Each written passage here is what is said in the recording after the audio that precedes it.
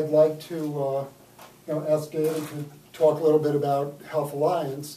And I would say, a lot of what Sandy and Philip have been talking about have been direct results of HealthAlliance guidance and involvement in this campus.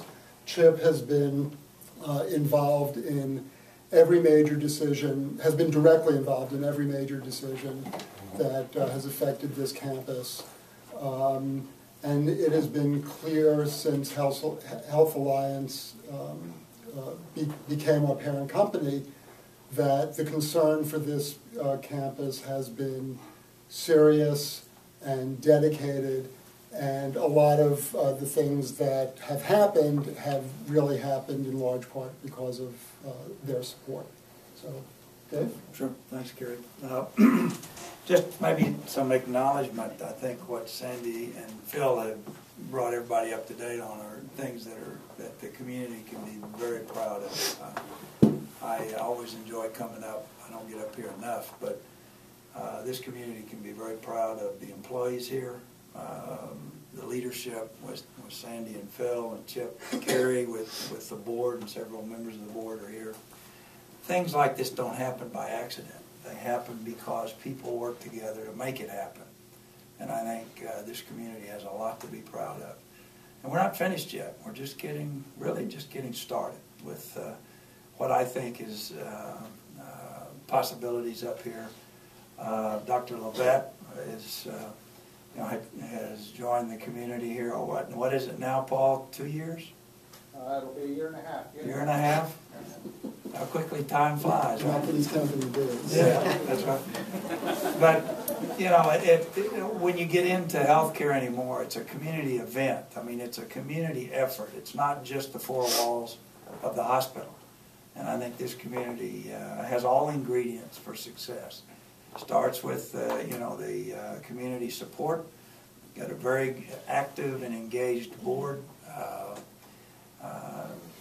The physicians here are very attentive. We have also some physician extenders. But with Sandy and Phil, with what they do, and Chip and others, again, this is not something that happens by accident. It is, and it's neat to be able to see the development just of the announcements that have been made that certainly are to the credit of everyone here. So you should be very, very proud of that. Philip, you talk about reimbursement these days. Philip, you're running somewhere around 99% occupancy. We're 100 today. 100. You slipped, or you gained it. That's right, just for today. But anyway, the world of reimbursement, even at that level, does not allow a positive financial picture. Now, it's as positive as you can get, and through the efforts of Philip and what we're here for is patient care. That's what when we get all the other things that come with it, but ultimately we're here to serve the community and be sure that you get the care that you deserve. The awards, I think, are certainly reflective of that effort. We don't do this for the awards. We do it to take care of our patients. But it's nice to be recognized, and both Sandy and Philip and really the entire staff. These awards are not easily achieved. When you're picked in the top 100 in the country as far as critical access, there are several hundred involved in the country. So this is truly an award. And I think Philip has tapped out on just about every award that any sort of nursing home can get. So, in fact, they'll probably create one. But again, we're very proud from the HealthAlliance perspective to see the activity. And we know that there's more. There's more that can be done. And we've laid, I think, the groundwork, thanks to those of you on site here. We're doing what we can from the HealthAlliance perspective to support it and do what we can to help it. I may just touch on, since HealthAlliance has been in the media quite a bit lately, I can tell you the facts are not nearly as black as the fiction that's been raised in a lot of different areas, but I will say that it is, just quickly to maybe connect some of the dots. When the Alliance came together, the hospitals that were formed under the Alliance were not in the best of financial shape. We had the hospitals at Benedictine, Kingston, Margaretville, Mountainside. That was the original part of the Alliance. Later, that was in March of '09. Later that year, we added Woodland Pond, which is a brand new facility, community care, retirement community. And it is it's something that we're very proud of as well. Startup, it's real estate based, and we opened it right in the middle of the real estate crunch, or collapse, I should say. So, in addition to the changes in the healthcare environment, particularly over the last 3 years, we've certainly seen the general economy also contribute to some tough times, and those of you in business know that, and you've experienced it, and you've had to adjust to it. The first year of the Alliance, we did, for the first time, collectively among this organization, we generated an operating profit due to achieving just under $15 million of operating efficiencies. Now, that precluded a closure of at least one hospital, and at that time, that would have meant the entire hospital and a loss of over 700 jobs. The Alliance came together for the purpose of preserving health care in the communities that we serve. So that was the first order of business, is to preserve and enhance. So not only maintain it, but improve it.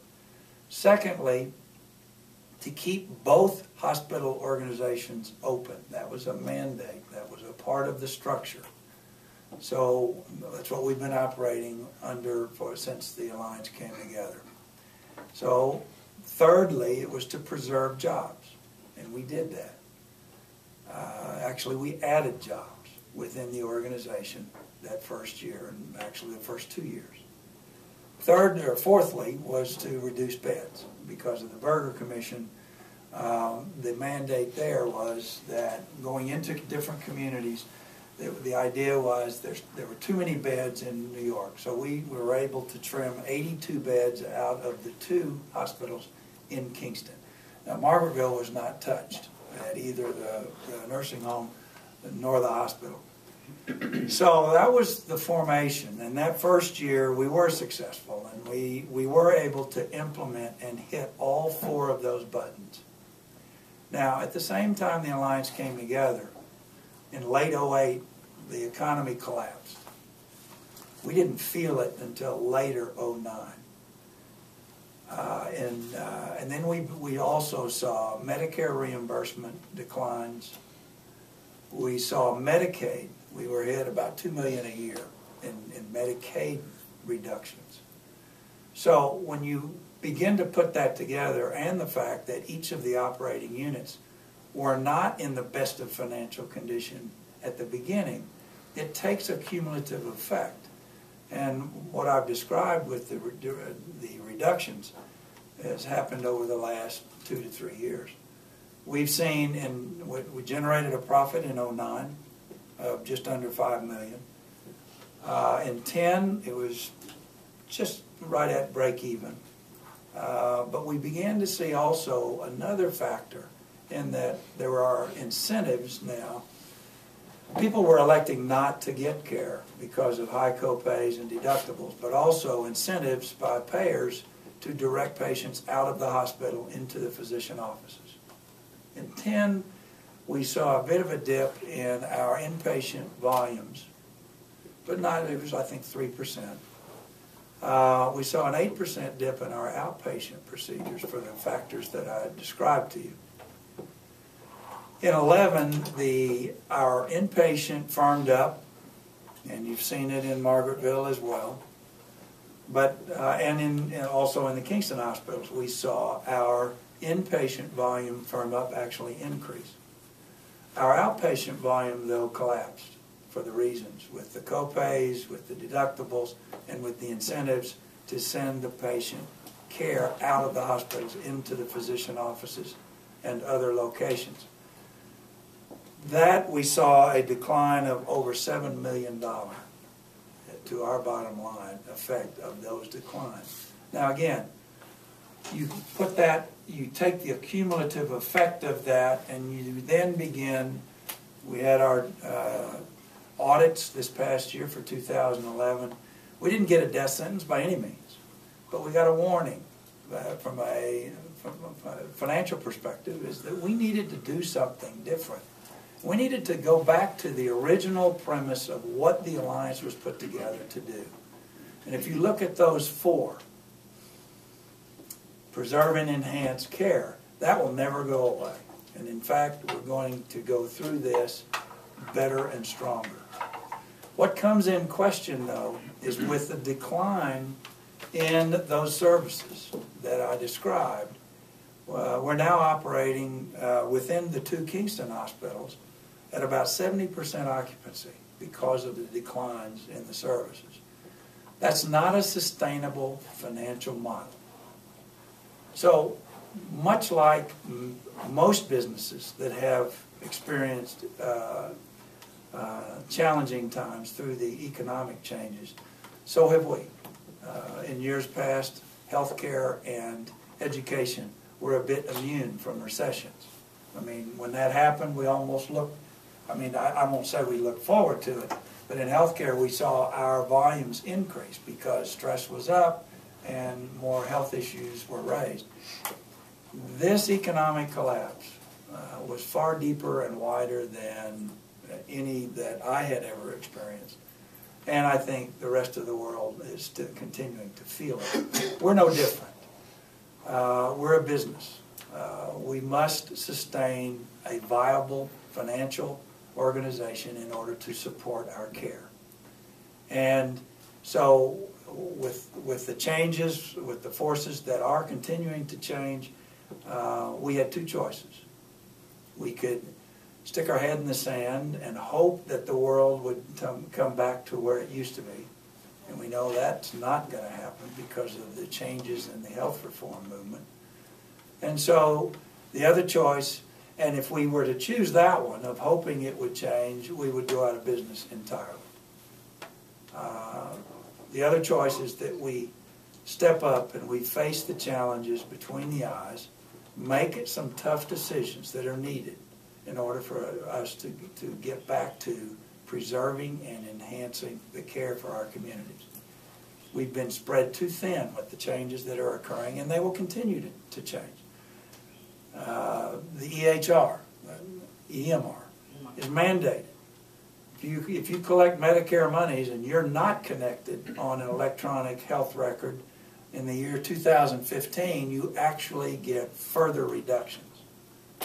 Now, there are some stimulus dollars involved with that we can now, with the implementation of our system on Go Live next May, toward the end of 2013, we will get stimulus dollars that were laid aside, or we think we may,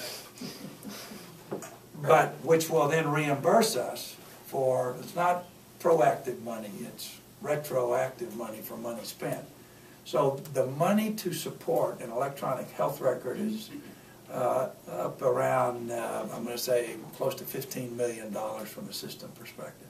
So those investments are those that we've had to make in order to comply with the changes in healthcare. What we do also know is that the reductions will continue. So we must get better, we must be smart, we must be very, very precise in how we deliver care. We get back to the second premise of the Alliance, and that was we were mandated to keep both hospitals open. Carrying two fully operating hospitals at 70% occupancy cannot be sustained. So, in order for us to get better and stronger, what we are doing is looking at ways to get more streamlined.